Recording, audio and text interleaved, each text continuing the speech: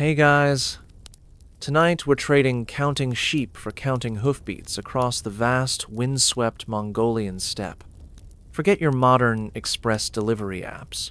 We're rewinding to the 13th century, where the most surprisingly organized postal system the world had ever seen wasn't run by algorithms, but by guts, grit, and an empire that stretched from the Pacific to the Mediterranean.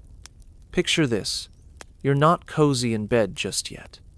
You're standing on the roof of the world, freezing well, let's just say you might reconsider complaining about your morning commute after this.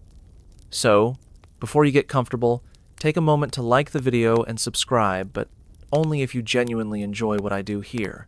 Seriously, drop a comment below too. Tell me your city and the time right now. It's always wild to imagine us all scattered across the globe, tuning in to the same story under different skies. Now, dim the lights, maybe turn on a fan for that soft background hum, and let's ease into tonight's journey together. The wind bites. Seriously, it's not just cold. It feels like tiny, invisible wolves are gnawing on every bit of exposed skin. You're stomping your heavy, felt-lined boots into the deep snow, trying to remind your toes they still exist. Around you? Nothing. Well, nothing but blinding white emptiness under a bruised purple twilight sky and the skeletal frame of a wooden and felt hut that pretends to be a station. This is the absolute edge of the known world, or at least the edge of the Mongol Empire's grip. Your breath plumes out in frantic little clouds, instantly shredded by the howling gale. Silence? Nah, just the wind screaming its lonely song. You glance towards the south, wondering if the next station even remembers you exist out here in this frozen wasteland. And then, movement. A dark smudge on the distant, snow-whipped horizon. It grows. Fast. Too fast. Your stomach clenches. That's not a wandering herd. That's the yam calling, the Empire's lifeline. A horse explodes out of the swirling snow, lathered in frozen sweat, its sides heaving like bellows. Steam roars from its flared nostrils. Slumped over its neck is a rider, looking less like a man and more like a snowdrift that learned to cling to a saddle. He practically falls off the horse, collapsing against you with the weight of utter exhaustion. His eyes, the only part of his face not crusted in ice inside his fur hood, are wide, bloodshot, and terrifyingly focused.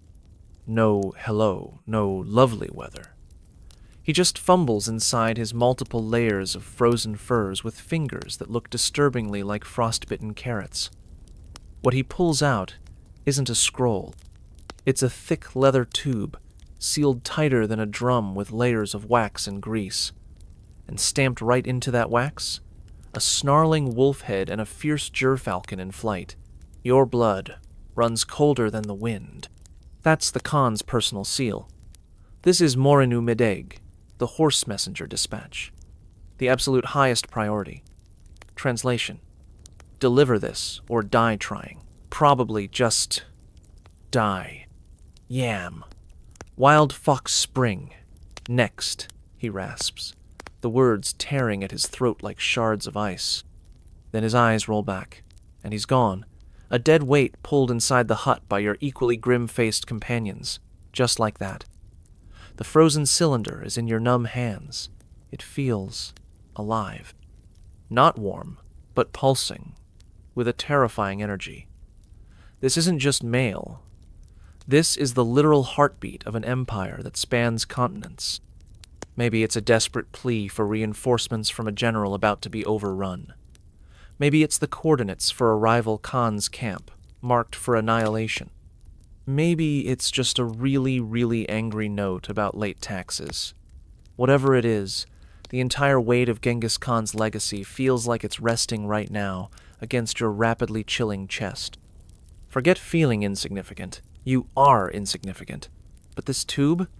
This makes you, for this insane, frozen sprint, one of the most crucial cogs in the most efficient machine of its age. The YAM system, or Janchi for the history buffs, the official name of this postal network.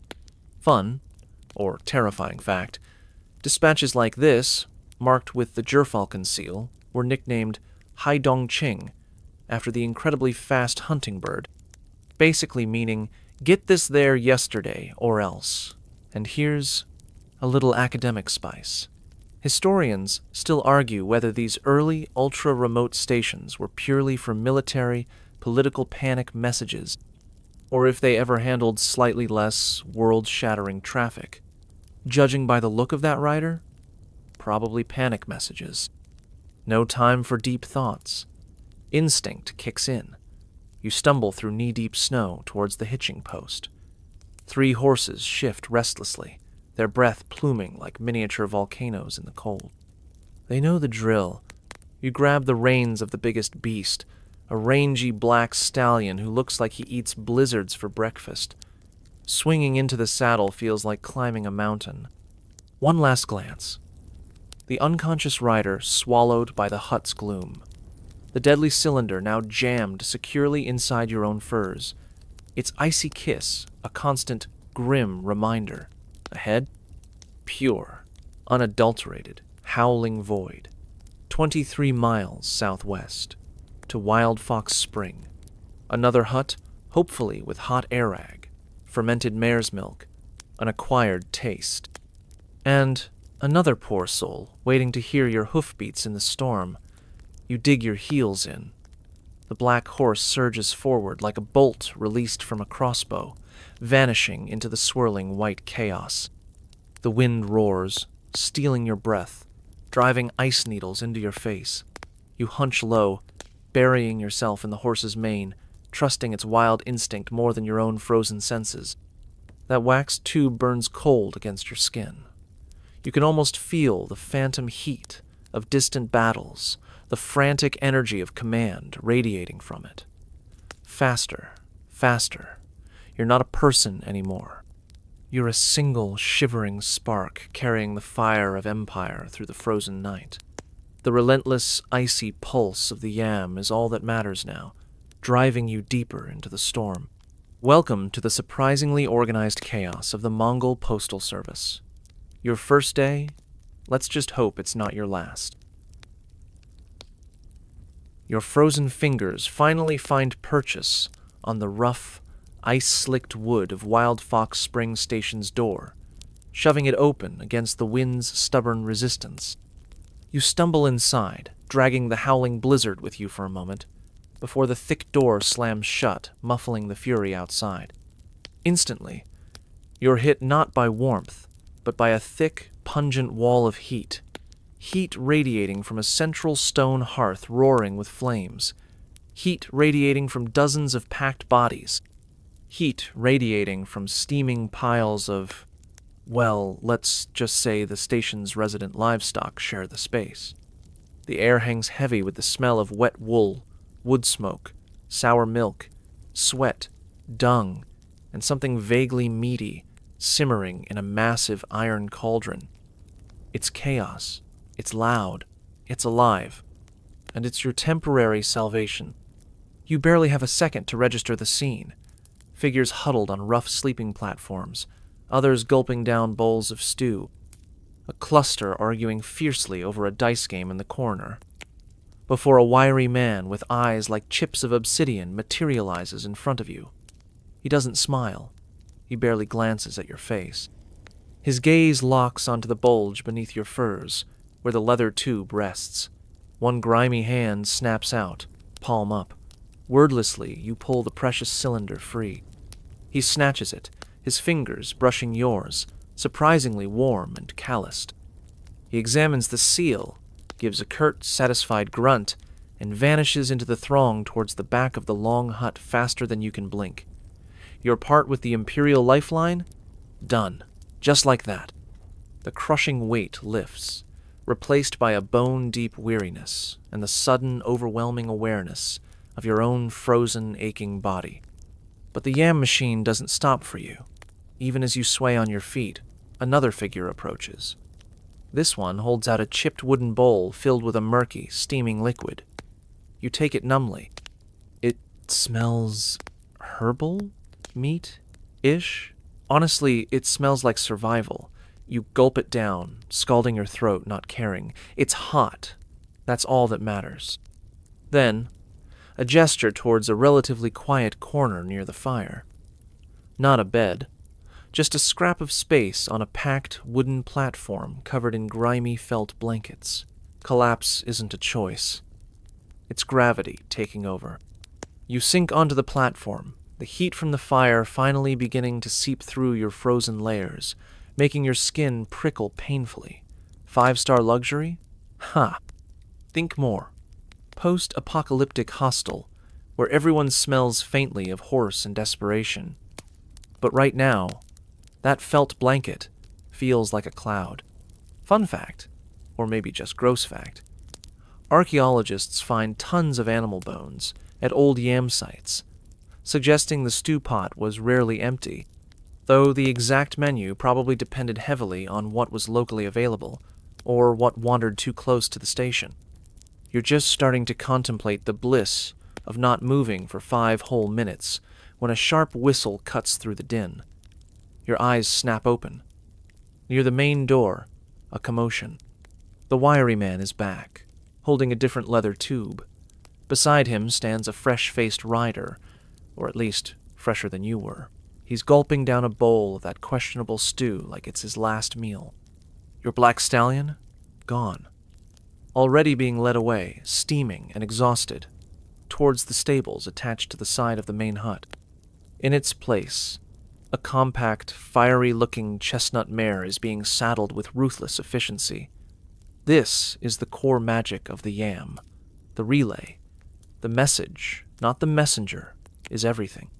Your horse was a tool spent. You were a tool spent. The information moves on, carried by fresh tools. The chestnut mare dances impatiently. The new rider slams his empty bowl down, grabs the new tube from the station master, shoves it inside his coat, and vaults into the saddle. The door is flung open, the storm screams back in, and in a heartbeat, horse and rider are swallowed by the white chaos. 22 miles down, 22 miles to go. The beat never stops. The station master, the wiry man with the obsidian eyes, turns his gaze towards you. It's not warm, it's assessing, calculating your recovery time, calculating when you'll be fit to ride back north, or maybe carry something less critical south. Because the yam always needs bodies. He points a gnarled finger towards the simmering cauldron. More. Eat. Rest. The order is barked. No room for discussion. This isn't kindness, it's maintenance. Keeping the cogs functional. You shuffle back towards the cauldron, bowl in hand. As you wait your turn, you notice the dice game has paused.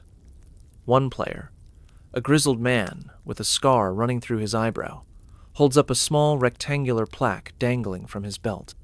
It's made of polished wood, intricately carved with symbols. He flashes it at the others. Paisa, he mutters, tapping it. Means I get the best horse next time, not that knock-kneed gelding you tried to fob off on me last run. The others grumble, but nod.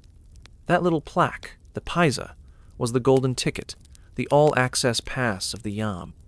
Made of wood, bronze, silver, or even gold, depending on your rank or the importance of your mission, it was your ID, your travel voucher, your demand for priority service. Lose it? Yeah. Consequences were severe. Think less customer service complaint, and more sudden career termination via pointy objects. Historians love finding these things. They're like ancient diplomatic VIP cards. But here's a wrinkle. They argue fiercely about the exact spacing between stations. While 23 miles was a common average, the actual distance varied wildly based on terrain, water sources, and local politics. Some stretches might be a brutal 31 miles, others a mercifully short 50. There was no neat little map app calculating the optimal route, just brutal necessity and local knowledge. You look down at your empty hands. No fancy paisa for you. Just numb fingers and the lingering taste of mystery stew. You're just another replaceable part in this vast, surprisingly organized machine, fueled by heat, horseflesh, and the iron will of an empire that demanded speed, no matter the cost. Pass the stew. The wiry station master's obsidian eyes haven't left you. That single-barked command, eat, rest, hangs in the thick, smoky air of Wild Fox Spring like an unbreakable law. You shovel down another bowl of the murky, meat-flavored warmth, feeling the heat spread through your core like slow-moving lava. The rough felt blanket on the platform feels like a luxury suite after your frozen dash. Your eyelids feel like lead weights. Just 5 minutes. But the yam's rhythm is relentless, a drumbeat felt in the floorboards. Hooves clatter outside, muffled shouts, the door banging open to admit another blast of icy air and another half-frozen rider clutching a leather tube. The cycle never stops. Sleep is a distant dream. Suddenly, a heavy hand lands on your shoulder. You jerk awake, heart pounding.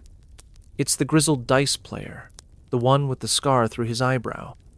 Up close, you see the weariness etched deep into his face, but also a sharp, calculating intelligence. He holds out a worn leather water skin. Drink, not airag. Water. His voice is a low rasp, like stones grinding together. You gulp gratefully, the cold water clearing some of the fog. He nods towards the commotion at the door where the station master is already processing the new arrival. See that? Fresh meat for the grinder. You look less dead than an hour ago. Got your legs back? Before you can formulate an answer, he leans closer, his breath smelling of stew and smoke. Listen, pup. Forget the warm fire. Forget the stew. Out there, he jerks his thumb towards the door, still vibrating from the latest exit. Out there, you ain't a man. You're a ghost, a galloping ghost. Your only purpose is to move. Faster than the storm, faster than bad news, faster than death itself, if you're lucky, and the Tengri smile. They say the Khan's word flies on the wind? Huh. It flies on our backs, on the backs of horses, driven till their hearts burst. Speed ain't just fast. Out here, speed is life. His life. Your life. Maybe thousands of lives. He taps the worn wooden paisa hanging from his own belt. This little beauty, it's not just for the best horse. It's your shield. Shows you carry the Empire's will. Makes rivers part, mountains bow, or at least makes lazy station masters jump. He gives a humorless grunt that might be a laugh. You see a rider coming hard, holding up gold. You get out of the way, unless you fancy becoming a pincushion for some Keshik guard's arrows. Fun, slightly terrifying fact. Imperial decrees granted paisa holders near absolute authority to demand fresh mounts, supplies, and right-of-way. Disobeying was unwise. The scarred man's words are still echoing in your head, mixing with the station's chaos when the wiry station master appears before you again. He doesn't ask how you feel. He assesses. His gaze sweeps over you, lingering on your legs, then gives a curt nod. He thrusts a different leather tube into your hands. Smaller, less ominously sealed than the Khan's dispatch, but still bearing an official stamp. Your paisa? A simple wooden rectangle, carved with basic symbols identifying your route and priority level. A far cry from gold. But it'll do. Southwest, Green Valley Station. 19 miles. Go. No please, no good luck. Just go. Moments later, you're back in the saddle. Not the black stallion, nor the fiery chestnut. This time, it's a sturdy, dun-colored gelding. Not flashy, but known for endurance. The storm has lessened, replaced by a biting, clear, cold, and a sky dusted with a million icy stars. You jam the tube and your paisa securely inside your coat, feel the familiar chilling pressure against your ribs, dig in your heels, and push the dun out into the vast silvered landscape. The difference is immediate. Without the blizzard's blinding fury, the world opens up. The frozen steppe stretches endlessly under the moonlight, eerily beautiful and profoundly isolating. The gelding finds its rhythm, a steady, ground-eating trot. The cold air burns your lungs, clean and sharp. And then you feel it, the speed. Not the frantic, panic-driven sprint of your first run, but a powerful, sustained surge. The drumming of hooves becomes your heartbeat. The wind whistles past your ears, a constant, rushing hymn to velocity. You lean into it, becoming part of the horse, part of the motion. This is what the scarred man meant. You are a ghost, a fleeting shadow racing across the roof of the world. You pass frozen lakes like sheets of black glass, skirt skeletal forests whispering in the wind, plunge through shallow, ice-crusted valleys. The landscape blurs at the edges. 19 miles feels possible, necessary, essential. You spot a cluster of low shapes ahead, near a frozen stream. Herders? You slow slightly, hand instinctively going to your paisa, ready to show it. But as you get closer, you see it's not people. It's a small group of men bundled in thick furs, but their attention is focused intently on birds. Large, hooded falcons perched on thickly gloved wrists. One handler is carefully attaching a tiny, cylindrical container to a bird's leg. Your eyes widen. Animal messengers. While the horse relay was the backbone, the Mongols did occasionally use trained falcons, especially gerfalcons, the Khan's favorite, or even incredibly tough Mongolian dogs for specific, short-range messages across particularly treacherous terrain where horses might flounder. Seeing it in action feels strangely surreal. The handler glances up as you thunder past, giving a brief, acknowledging nod. No time to stop. The yam's beat drives you onward. The gelding is strong, but even endurance has limits. As the moon begins its descent, you feel the rhythm falter slightly. The horse's breathing grows heavier, its sweat freezing almost instantly on its coat. You scan the horizon desperately. Green Valley Station must be close, 19 miles. But how accurate is that? Here's where historians get their quills in a twist. Contemporary sources boast about insane daily distances covered by the yam, some claiming up to 200, even 250 miles a day for the most urgent dispatches. That's faster than the Pony Express centuries later. But how much was propaganda, and how much was bone-crushing, horse-killing reality? The truth likely lay somewhere in between, depending on the route, the weather, and how many horses literally died beneath the riders. You pray your 19 miles was measured generously. Just as doubt starts to gnaw, you see it. A thin, dark line of smoke rising against the star-flecked sky ahead. Relief floods you, warm despite the cold. Green Valley. Almost there. You urge the tired dun forward, its ears pricking up at the scent of other horses, of smoke, of safety. Then your heart sinks. Between you and the smoke lies a wide, dark ribbon cutting across the steppe, a river. And it's not fully frozen. You can hear the ominous groan and crackle of ice shifting over the deeper, faster current flowing beneath. The usual ford looks treacherous, slushy ice and open black water churn where the current is strongest. Your paisa might command a horse, but it can't command the river. The galloping ghost might just meet a very cold, very wet end. Speed is life, unless the river disagrees. The frozen river groans like a waking giant beneath you. The dun gelding hesitates, nostrils flaring wide at the scent of churning, icy water and the ominous creak of shifting flows. Your heart hammers against the leather tube still pressed to your ribs. That plume of smoke from Green Valley Station mocks you from the far bank. So close.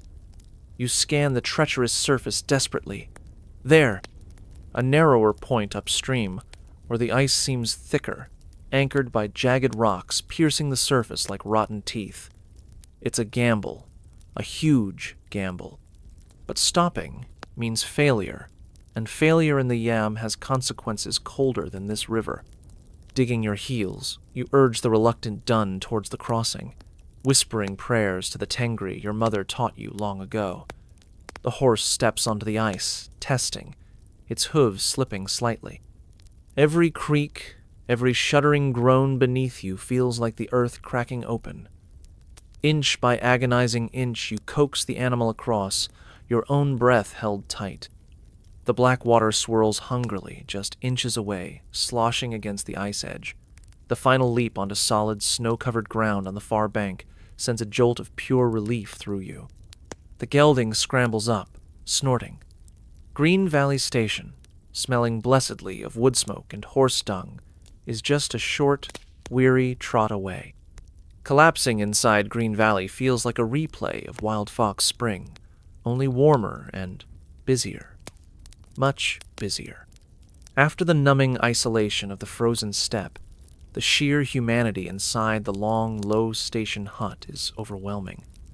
It's not just weary ortosh, like yourself gulping down stew. The air buzzes with different languages, unfamiliar smells, and a cacophony of sounds. Over by the roaring central hearth, a group of men in brightly patterned, fur-trimmed robes argue passionately in a language full of rolling rupees and guttural stops. Persian merchants, maybe? Their robes look expensive, shimmering even in the smoky gloom. Beside them, heavily laden packs spill open, revealing bolts of fine silk, the color of jewels, intricately carved ivory, and small, ornate brass containers that probably hold spices worth their weight in silver. They gesture wildly at a harassed-looking station official, pointing outside. You follow their gaze through the open doorway and see a sight that makes you blink. A small caravan of grumpy-looking Bactrian camels, laden with enormous packs, tethered beside the horse pens. Their groans add a deep bass note to the station's symphony. Fun fact, the Yam wasn't just for imperial panic buttons. It became the superhighway for Silk Road trade to explode under Mongol rule. The Pax Mongolica meant merchants could travel insane distances relatively safely, and guess what infrastructure they piggybacked on? Yep, the Yam. Caravans like this were the lifeblood of luxury goods flowing from Cathay to the Caspian Sea. You're squeezing past the merchants towards the promise of stew when a sharp command cuts through the din near the door.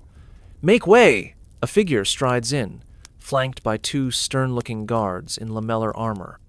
He's tall, dressed in fine, dark blue silks under a heavy sable cloak, his bearing radiating an arrogance that instantly clears a path through the crowded room. He doesn't look weary. He looks impatient. His hand rests possessively on a large, rectangular paisa hanging prominently from his belt. Not wood.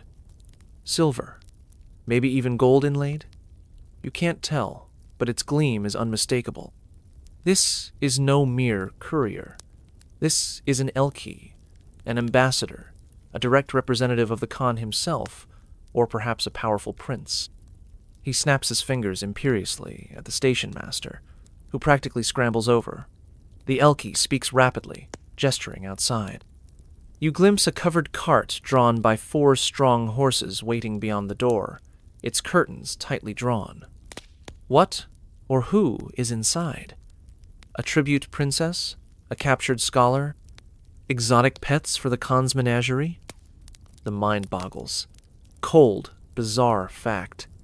The Yam network was used to transport exotic animals as gifts or tribute. Historical records mention everything from cheetahs and lions to, wait for it, giraffes. Imagine trying to guide a confused, towering giraffe through mountain passes and across steppe relay stations.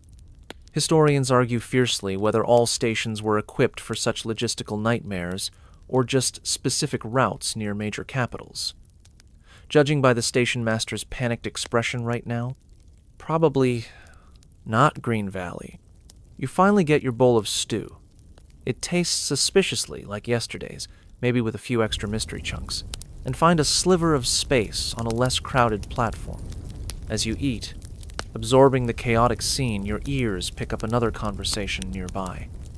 Two men dressed in simpler, travel-stained woolens lean close, speaking in low, urgent whispers. Not Persian, not Mongolian, something else.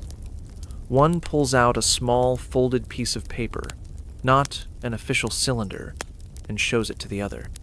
The second man nods grimly, tucks it away inside his own coat, then slides a small, worn leather pouch across the rough table surface. A quiet exchange. Payment, information, gossip, news from a distant homeland. The yam stations, buzzing hubs on this imperial highway, were natural clearinghouses for information, official and very unofficial. Rumors spread faster than the fastest horse here. A merchant might hear of a bandit attack ahead from a weary soldier. A shepherd might overhear whispers of a distant rebellion from an Elkai's aide. It was the medieval internet, fueled by stew and desperation. But here's the sticky wicket historians grapple with. How much did ordinary people, like these two whisperers, actually get to use the official yam system? Could you just rock up to a station with your paisa, if you somehow had one, and demand a horse to visit Auntie in the next valley? Probably not. The system was primarily for state business. But the stations themselves, they were magnets, unavoidable waypoints. So while you couldn't officially commandeer a horse without imperial permission, the roads were open, and the stations offered shelter, sometimes for a price, making unofficial travel alongside the official network possible, even inevitable. Knowledge, gossip, and maybe even that folded note hitched a ride on the Empire's back. You're scraping the last dubious bits from your bowl when a familiar figure catches your eye near the stables. It's the scarred Urtoch from Wild Fox Spring. He's deep in conversation with a younger rider, pointing emphatically at a map drawn in the dirt floor. He glances up, catches your eye, and gives a curt nod, the yam equivalent of a warm greeting. He finishes his instructions, claps the younger rider on the shoulder, and then strides purposefully towards you. He doesn't sit, he looms. "Still breathing, pup?" he grunts. Before you can answer, he jerks his head towards the bustling scene outside the stable doors. "See all this? Noise? Stink? Gold?" He sweeps his arm, taking in the Persian silks, the grumbling camels, the self-important Elki, the whispering men. This is the real power. Not just swords, not just arrows. He taps his temple. Information. Flowing faster here than anywhere else on Earth. The Khan knows what happens in Samarkand before the local governor finishes his breakfast. Merchants know where the profit is. Spies? Well, spies know everything. He fixes you with his intense gaze. You carried the Khan's word. Now you see what that word buys. It buys an empire that runs on news. He pauses, a grim half-smile touching his scarred lips. "Enjoy the stew. Your next run's coming, and this time, it's special cargo." He walks away, leaving you staring into your empty bowl, the chaotic energy of the station suddenly feeling less like chaos and more like the frantic vital pulse of the world itself, all converging on this smoky, smelly, utterly essential pit stop on the roof of the world. Special cargo? What now? A sack of turnips? Or another giraffe? Your money's on the turnips. The scarred Urtoch wasn't joking about special cargo. Turns out, it wasn't a giraffe, thank the Tengri, but it wasn't turnips either. You find yourself entrusted with a heavy, iron-bound chest, secured with multiple locks bearing unfamiliar, intricate seals. It's accompanied by a stern-faced official who barely speaks, clutching a silver paisa like a talisman against misfortune. Your destination? Not a nearby station, but a major administrative center days to the southwest, a place where the steppe begins to yield to rolling hills and distant mountains. It's a longer, slower run, heavy with responsibility of a different kind, Maybe tax revenues, maybe diplomatic gifts, maybe just incredibly important paperwork. The constant, breakneck urgency of the Morin-u-Medeje is replaced by a grinding, watchful endurance. You pass more stations, bigger ones now, hubs buzzing with even more traffic, soldiers moving in disciplined columns, larger merchant caravans with jingling bells, officials in palanquins looking distinctly uncomfortable on horseback. The sheer scale of the network truly sinks in. This isn't just a mail route. It's the central nervous system of a continent-spanning body. Years blur into seasons. You ride. You deliver. You rest. Briefly. You become a fixture on your stretch of the Yam. You see stations expand, fortified with stone foundations, boasting larger stables, even small shrines where riders mutter prayers before plunging into blizzards. You see the flow of goods intensify, not just luxuries, but grain, metal ingots, tools. You witness new roads being surveyed, bridges built over treacherous rivers, shortcuts carved through stubborn passes. The Empire's will, carried on countless backs like yours, is literally reshaping the landscape. It feels permanent, solid as the stones they're starting to use. You even earn a slightly better wooden paisa with a few more symbols, granting access to marginally better horses. You learn the rhythms, the shortcuts, the station masters who might slip you an extra piece of dried meat. The chaos becomes familiar, almost comforting. The Yam feels eternal, as unchanging as the steppe wind. But empires, like men, age. The first cracks aren't dramatic. The station you've relied on for years looks neglected. The thatch roof sags. Fewer horses stand ready in the pens. The usually bustling courtyard feels quiet, almost sleepy. The station master, once a figure of brisk authority, looks weary, distracted. "Funding," he mutters when you ask, waving a dismissive hand. "Always slower now. Priorities shift." You hear whispers at bigger hubs, distant provinces squabbling, succession disputes brewing in Karakoram, treasuries stretched thin by endless campaigns and lavish courts. The central command, the iron fist that kept the Yam running with ruthless efficiency, is starting to loosen its grip. Fun fact, the decline wasn't sudden. As the unified Mongol Empire fragmented into separate khanates, Yuan dynasty in China, Ilkhanate in Persia, Golden Horde in Russia, Chagatai Khanate in Central Asia, the seamless, empire-wide Yam system fractured too. Each khanate maintained its own postal network, but the glorious, unified, continent-spanning speed machine, that began to sputter. Then comes the run you'll never forget. Heading towards a major regional capital, you crest a familiar hill, expecting to see the usual plume of smoke from Sunrise Ridge Station. Instead, nothing. Just an unnatural stillness. You urge your horse forward, a knot of dread tightening in your stomach. As you approach, the scene hits you like a physical blow. Sunrise Ridge Station isn't neglected. It's abandoned. The main hut is a charred skeleton, blackened timbers pointing accusingly at the sky like broken fingers. The stables are collapsed, ruins. Weeds choke the once busy courtyard.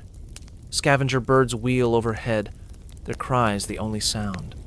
A single weathered stone post, carved with the old Yam symbols, stands crookedly amidst the desolation, a lonely grave marker for a lost era. Cold, poignant fact. Archaeologists find these sites. Among the ashes and collapsed stones, they sometimes find small, heartbreaking traces. A broken horse bit, a fragment of a ceramic bowl, and incredibly tiny preserved scraps of paper. Not official decrees, but notes, tallies, lists, the mundane paperwork of a system that once moved mountains. Historians pore over these fragments like detectives, piecing together the daily life of the Yam. You dismount, walking slowly through the ruins. Your boots crunch on ash and broken pottery. You touch the cold, rough surface of the standing stone post. It feels like touching a corpse. This wasn't just a building. It was a vital node, a heartbeat in the vast body of the Empire. Its silence screams. You think back to Wild Fox Spring, to the desperate rider collapsing in the snow, to the thunderous speed across the moonlit steppe, to the chaotic, vibrant life of Green Valley Station, all gone here, reduced to this. The wind whistles mournfully through the broken timbers, carrying dust and the scent of decay. It's a stark, undeniable truth. The machine is breaking down. The arteries are clogging. The pulse is fading. Why? The reasons are tangled. The Empire fragmented. Warring Conaties diverted resources to armies. Banditry rose as central control weakened, and maintaining this incredibly expensive, continent-wide infrastructure became impossible without the unified will and terrifying discipline that built it. Historians still fiercely debate the primary cause. Was it inevitable political fragmentation, economic strain, or simply the loss of that original, relentless Mongol drive? You remount, turning your horse away from the ruins. The journey continues, but the weight feels different now, heavier. Not the weight of the chest you carry, but the weight of endings. You pass other stations still functioning, but the vibrancy is dimmed. Horses look thinner. Officials move with less certainty. The flow of goods feels thinner, less urgent. The golden age of the Yam, where speed was sovereignty and information flowed like a mighty river, is visibly receding. Yet, as you ride, a strange realization dawns. The idea hasn't died with Sunrise Ridge. The concept of relay stations, of prioritized messengers, of state-controlled communication networks binding vast territories, it's taken root. You hear traders talk of similar systems springing up in the lands of the Ilkhanati, adapted, changed, but undeniably inspired by the Yam. The memory of its speed, its efficiency, its sheer audacity lingers like the scent of smoke on the wind. It's become a legend, a benchmark. The stones might crumble, the routes might fade, but the vision, the understanding that controlling information across vast distances is controlling power, that ghost gallops on. The organized chaos that once terrified and awed the world has left an invisible highway in the minds of men, a path future empires would walk, whether they knew it or not.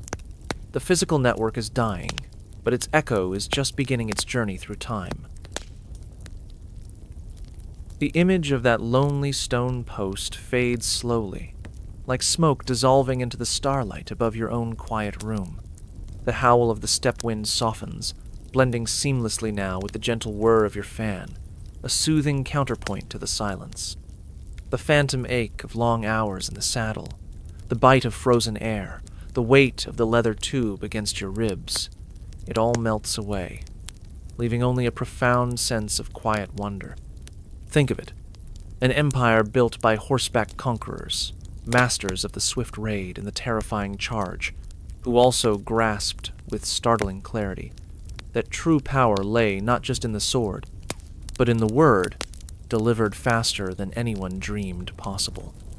They looked at continents and saw not barriers, but a web waiting to be spun, a web of stations, horses, and sheer human grit. That relentless pulse, that cold efficiency, it's gone now, reclaimed by the grass and the wind. The stations are dust, the routes overgrown. But close your eyes. Listen past the fan's soft breath. Can you almost hear it?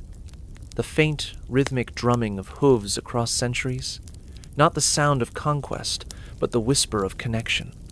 The idea that vast spaces could be tamed, not just by force, but by the steady, organized flow of knowledge. That spark they ignited. That understanding of speed and organization as the lifeblood of power, it never truly vanished. It just changed shape, woven into the fabric of how kingdoms, nations, and eventually our own world learned to move words, goods, and ideas across impossible distances. The Yam's stones may lie forgotten, but its ghost rides on in every organized system that tries to bridge the gaps between us. Feel the quiet settle deeper now. Let the vastness of those ancient steppes soften into the comfortable darkness around you. The storyteller's voice, the galloping ghosts, the bustling stations, let them all drift like campfire smoke towards the stars. Your own journey through the night is winding down. The warmth of your bed is your own personal station, offering rest far gentler than any felt platform in a smoky hut. The only speed that matters now is the slow, steady drift towards peaceful sleep. The empire of dreams awaits, boundless and serene. Let the rhythm of your breathing become the only relay that matters tonight. All is calm, all is still.